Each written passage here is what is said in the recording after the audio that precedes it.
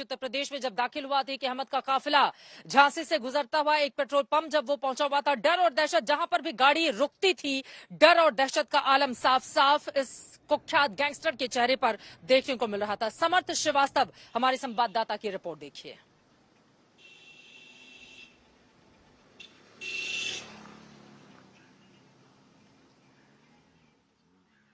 तो आप देख सकते हैं यहाँ पर जो विजुअल्स आपको मैं दिखा रहा हूँ, यहाँ पर पुलिस कर्मियों को रखा गया है।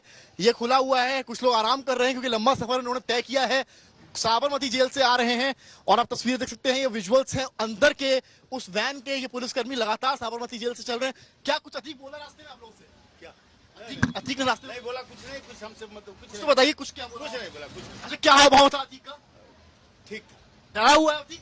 नहीं अतीक डरा हुआ है। तो आप देख सकते हैं यहाँ पर हमने बातचीत करी उन पुलिसकर्मियों से जो लेकर अतीक को आए हैं। और ये देखिए वैन, आइए पीछे चलते हैं। और अब इस गाड़ी में पेट्रोल पड़ेगा और ये गाड़ी ठीक अतीक के पीछे चलेगी। जैसा कि पुलिसकर्मी ने बताया कि अतीक अहमद डरा हुआ है और फिलहाल उनके हिसाब से चीजें अभी ठीक चल रही हैं। आइए इस तरफ चलते हैं। और ये वो वैन है सामने जहां पर जिसमें अतीक इसमें इसी वैन में है। और हम कोशिश करेंगे। अतीक अहमद कुछ कहना चाहते हैं? तो अतीक अहमद बताया जा रहा है कि आगे की तरफ है और इस वैन में इस तरफ बैठे हुए। अतीक अहमद कुछ कहना चाहते हैं आप? आइए और दिखाते हैं इस विजुअल्स आपको यहाँ से। ये पुलिस व्हीकल्स तैयार हो रहे हैं अलग से और ये वो वैन है जिसके अंदर अतीक अहमद है। आप देख सकते हैं यूपी 70 AG 4078 इस गाड़ी से अतीक अहमद को लाया जा रहा है। पेट्रोल पंप पर रुकी है, लगभग 12:15 का समय है। पिछले 10 मिनट से गाड़ी में पेट्रोल पड़ रहा है। आगे की गाड़ी जिसमें अतीक बैठा है उसमें पेट्रोल भर चुका है, जबकि जो पीछे की गाड़ी है उसमें पेट्रोल भर रहा है। जिसके बाद ये काफिला एक बार फिर यहाँ से निकलेगा और प्रयागराज तक पहुंचेगा। आपको हम क्लोज एक बार फिर से विजुअल्स दिखाने की कोशिश करेंगे। यहाँ से आप देख सकते हैं यहाँ पर, और ये आगे वाला जो आप देख रहे हैं वैन वज्रवाहन, इसमें अतीक सवार है। इसके आगे आप चलिए, ये दूसरा जिसमें हम लोगों ने बात करने की कोशिश की थी पुलिसकर्मियों से जिन्होंने जानकारी दी थी और बताया था कि अतीक का क्या हाव भाव रहा है। हालांकि पुलिसकर्मी आराम कर रहे थे और आपको मैं तस्वीरें यहाँ पर दिखा रहा हूँ। ये देखिए किस तरह के लोगों के पास गन्स हैं। ये कौन सी गन है सर? तो देख सकते हैं ये वेल इक्विप्ड जो वेपन्स हैं, जो हथियार हैं, वो पुलिस के पास किस तरह के, वो भी देखने लायक है। और ये वो व्हीकल है जिससे हमने बातचीत करी थी, जिन पुलिसकर्मियों ने हम लोग को बताया था। और यहाँ पर आके देखते हैं तो ये फिलहाल गेट यहाँ पर बंद किया गया है। समर्थ श्रीवास्तव, हमारे संवाददाता की ये रिपोर्ट देख रहे थे। बुंदेलखंड एक्सप्रेसवे से काफी तेजी से अतीक का काफिला आगे की ओर बढ़ता हुआ 5-5:30 बजे के करीब प्रयागराज में ये काफिला दाखिल होगा। यूपी एसटीएफ लेकर आ रही है अतीक अहमद को इसी प्रयागराज में, जिसकी कभी आपराधिक मामलों को लेकर तूती बोलती थी, लोग उससे डरते थे, लेकिन आज वही अपराधी किस तरह से डरा हुआ है इन तस्वीरों में आपने देख लिया। समर्थ श्रीवास्तव हमारे संवाददाता जुड़ चुके हैं और ज्यादा जानकारी के साथ। समर्थ, सबसे पहले ये बताइए, आपने गौर से देखा अतीक अहमद को, उसकी बॉडी लैंग्वेज क्या रही? क्योंकि 100 से ज्यादा आपराधिक मामले जिसके ऊपर दर्ज हों, सांसद रहते हुए जिसके ऊपर हत्या के आरोप लगे हों, इसी प्रयागराज में, इलाहाबाद में डराने धमकाने कई मामले उसके ऊपर दर्ज होते हैं, लेकिन कभी उसके खिलाफ खुलकर आवाज सुनाई नहीं देती है। लेकिन आज इतने वक्त के बाद उसी अतीक अहमद का क्या हाल हो गया है, ये तस्वीरें सामने हैं। आपने बिल्कुल करीब से देखा है, हाव भाव क्या रहे, क्या कुछ कहने की भी कोशिश कर रहा था अतीक अहमद?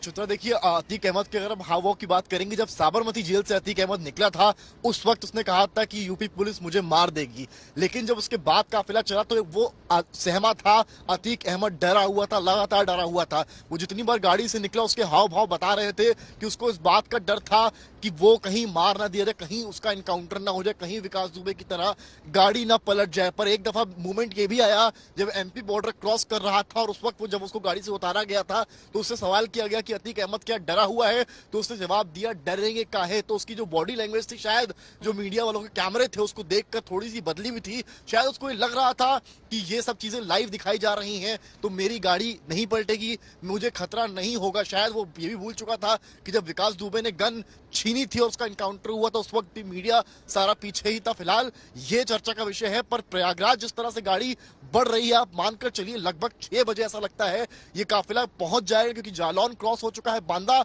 लगभग क्रॉस हो चुका है। हमारी मौजूदगी अभी भी बुंदेलखंड एक्सप्रेसवे पर है। तस्वीर भी आपको दिखाने की कोशिश मैं करूंगा।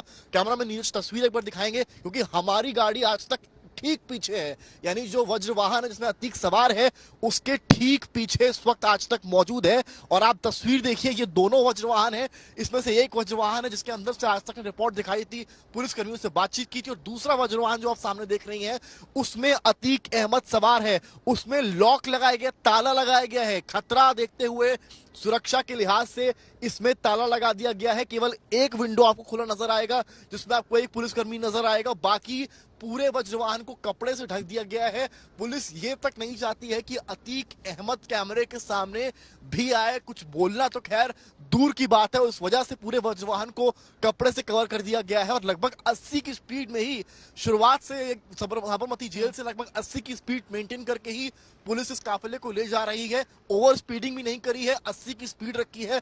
और एक्सप्रेसवे इसलिए लाए हैं, हालांकि रूट उनके पास और भी थे, चाहते तो महोबा बांदा होते हुए भी निकाल सकते थे, पर एक्सप्रेसवे के थ्रू उनको ऐसा लगता है कि ये रूट खाली है और शायद एक प्रॉपर स्पीड यानी कि 80 की स्पीड में लगातार गाड़ी चलेगी तो प्रयागराज अतीक को जल्दी पहुंचाया जा सकता है, जहां से उसको नैनी जेल शिफ्ट किया जाएगा, जहां पर जेल है, बैराक बनाई गई है। DG jail Anand Kumar UP के हैं, उन्होंने बताया आज तक को किस तरह से round clock 24/7 camera, CCTV camera वहां लगाए गए हैं। बॉडी ऑन कैमरास जो पुलिसकर्मी वहां तैनात किए गए हैं उन पर भी लगाए गए हैं। हालांकि जो पुलिस से करीबी अतीक अहमद की रही है वो किसी से छिपी नहीं है, इसके चलते प्रयागराज में कई पुलिसकर्मियों को शिफ्ट भी किया गया है, ट्रांसफर भी किया गया है, और जो नए पुलिसकर्मी तैनात किए गए, जो नए जिलों में रहे हैं, उनको प्रयागराज शिफ्ट किया गया, जो अतीक अहमद की ड्यूटी में लगेंगे। ये भी एक बड़ा खतरा है। तो उसके अलावा जो काफिला हम फॉलो कर रहे हैं उसको लेकर भी पुलिस के पास इंटेलिजेंस ये थी कि कहीं ऐसा तो नहीं है मुख्तार अंसारी की तरह अतीक अहमद के गुर्गे भी इस काफिले को ज्वाइन करेंगे, साथ में आएंगे और एक नजर रखेंगे। पर अतीक का जो परिवार है, अतीक की जो बहन है या अशरफ की जो पत्नी है फातिमा, वो वकील के साथ लगातार काफिले के पीछे हैं। जो वकील हैं, जो उनकी बहन, उन्होंने आज तक से बातचीत भी करी और उन्होंने बताया कि अतीक की जान को खतरा है, इसलिए हम लगातार पीछे पीछे चल रहे हैं। चित्रा, अगर हॉल्ट की बात करेंगे तो लगभग बड़े हॉल्ट में झांसी के पुलिस लाइन में बड़ा हॉल्ट लिया गया था लगभग 1 घंटे का, जहां पर बताया गया कि वहां पर ब्रेकफास्ट हुआ, वहां पर सब पुलिसकर्मियों की साबरमती से कल शाम 6 बजे से चलकर आ रहे थे तो वो सब वहां पर फ्रेश हुए, इसलिए 1 घंटे का हॉल्ट लिया गया था। जिसके बाद अगली बार गाड़ी रुकी जालौन के पेट्रोल पंप पर, जहां मुश्किल से 15-20 मिनट लगे, जहां की रिपोर्ट अभी दर्शक देख भी रहे थे, जहां पर अतीक से बात करने की काफी कोशिश करी, पर उस वक्त अतीक कुछ भी नहीं बोला। और अब काफिला जो है आप समझ लीजिए बुंदेलखंड एक्सप्रेसवे पर चल रहा है, एक 80 की स्पीड पर एक काफिला लगातार चल रहा है, और लगभग माना जा सकता है कि 5:30 से 6 बजे के बीच अतीक अहमद का काफिला जो है वो प्रयागराज पहुंच जाएगा। ये एक बहुत बड़ी अपडेट इसलिए है क्योंकि ये घटनाक्रम जब से हुआ था सवाल उठ रहे थे यूपी पुलिस पर, क्योंकि मुख्य शूटर जिन पर 5 लाख का इनाम था वो गिरफ्त से बाहर थे। तो जिस तरह से अतीक अहमद को ही खींच के लाने वाली बात यहाँ पर हो गई, क्योंकि परिवार जो उमेश पाल का है, पत्नी जो है उसने आज तक से जब बातचीत की थी उन्होंने साफ कहा था कि जब तक अतीक और अशरफ पर शिकंजा नहीं कसा जाएगा ये छोटे मोटे शूटर्स का कुछ भी नहीं होगा।